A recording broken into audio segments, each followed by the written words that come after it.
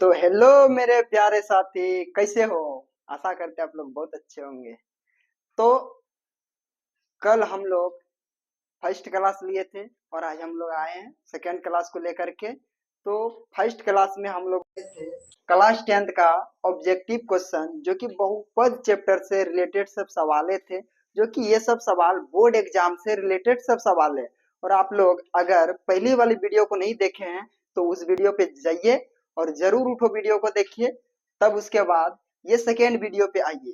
देखिए बोलता है क्या है कि बहुपद क्लास टेंथ का ऑब्जेक्टिव क्वेश्चन, यही सब सवाल है।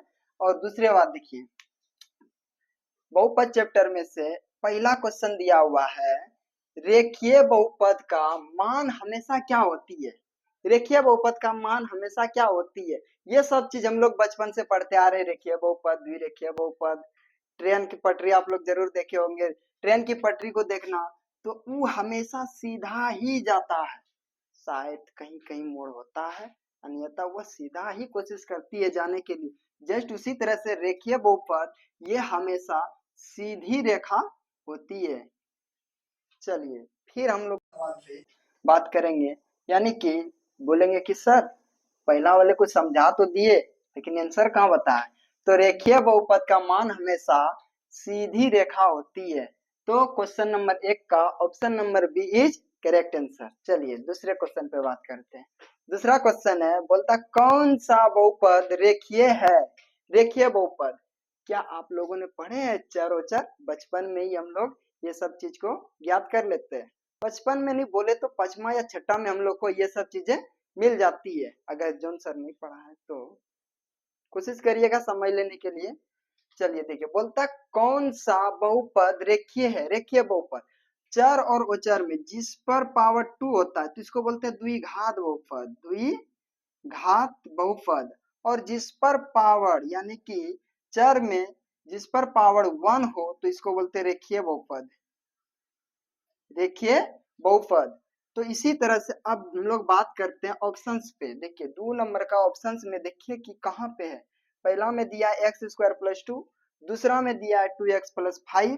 यानी कि हम देख पा रहे हैं क्या, दूसरा नंबर में 2x प्लस 5, इस पर पावर 2 है और इस पर पावर 1 है। और हमसे पूछा क्या है सवाल में, रेखीय बहुपद। तो रेखीय बहुपद में क्या हो जाएगा, क्वेश्चन नंबर 2 का B number is correct answer.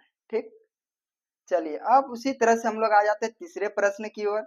तीसरा प्रश्न बोलता है उसी तरह से, बोलता है कि कौन सा बहुपद पूर्ण वर्ग है सर। पूर्ण वर्ग ना, तो क्या आप लोग ने पढ़े थे पूर्ण वर्ग संख्या।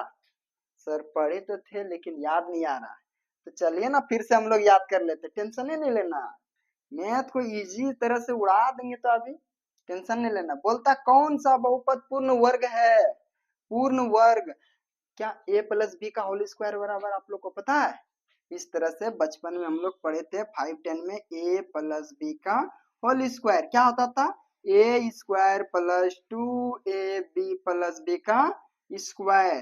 तो देखते हैं जस्ट ए प्लस बी का होल स्क्वायर के जैसा कहाँ पे, ए नंबर में देखिए A square plus 2ab plus B का स्क्वायर। सर अब बात यहाँ आया कि सर एक पर तो स्क्वायर है ही नहीं, अगर एक पर स्क्वायर देंगे तो एक से एक में गुना करेंगे तो कितना होगा, एक ही होगा, इसलिए स्क्वायर नहीं भी देंगे कोई दिक्कत नहीं है। तो बोलता कौन सा बहुपद पूर्ण वर्ग है। तो 3 नंबर का option A is correct answer ना। चलिए फिर चौथा नंबर पे आते हैं हम लोग। बोलता है बहुपद 5-1-1 है ना, नहीं फिर से, बहुपद 5 का एक डॉट डॉट डॉट है। ओ माय गॉड, ये डॉट डॉट डॉट क्या है, आइए ना इसको देखते हैं क्या है, डरना ही नहीं है। बोलता है बहुपद 5 एक डॉट डॉट डॉट है। तो ये डॉट डॉट क्या है पता है, स्थिर बहुपद है।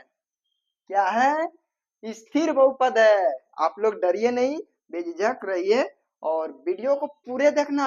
ऐसा नहीं कि कटिटा देख लिए दो मास्टर बाप ठीक से नहीं पढ़ा रहा है लगता है, नहीं पहले वीडियो को पूरा देखेगा तब तो। देखिए पूरा वीडियो को, अभी तो मजा आने वाला है।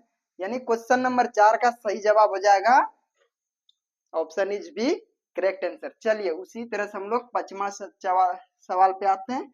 4 सवाल खत्म कर दिया, 5 नंबर का सवाल को देखते हैं ना।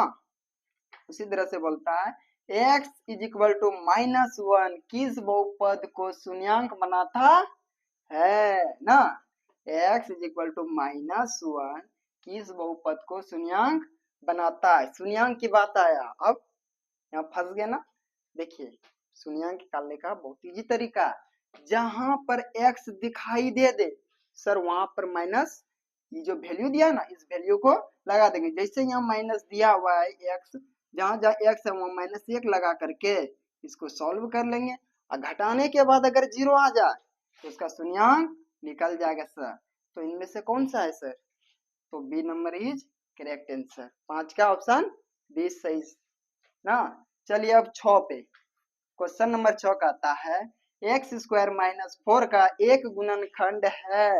गुणनखंड पता है गुणनखंड किसको बोलते हैं, बचपन में हम लोग पढ़े थे।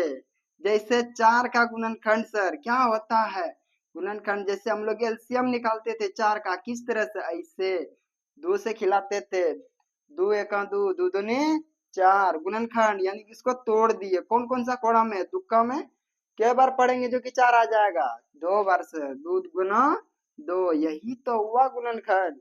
यानी कि इसको तोड़ना, यानी कि जौन संख्या है देखना कोशिश करके पहले तोड़ करके कि निकलता है या नहीं निकलता। जस्ट उसी प्रकार से हम लोग को पूछा x² - 2 का गुणनखंड क्या होगा, तो उसी तरह से चलिए देखते। स्क्वायर का मतलब क्या बार, 2 बार, तो उसी तरह से x गुना x फिर माइनस 2 को कितना बार लिख सकते हैं, 4 को 2 बार, 2 गुना 2, ये ना।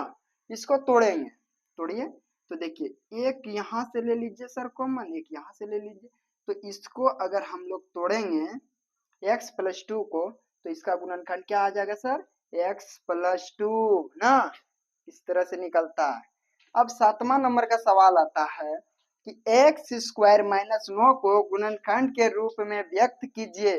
तो ये सवाल का जवाब आप लोग को देना होगा, क्यों, क्योंकि इससे पहले हम समझा दिए, कितना अच्छा से हम समझाए ना, इसलिए आप लोग को देना होगा जवाब इसका। नहीं दोगे तो हम जान जाएंगे तुम लोग 10th क्लास में नहीं हो, ठीक ना, इसलिए जवाब देना जरूरी है।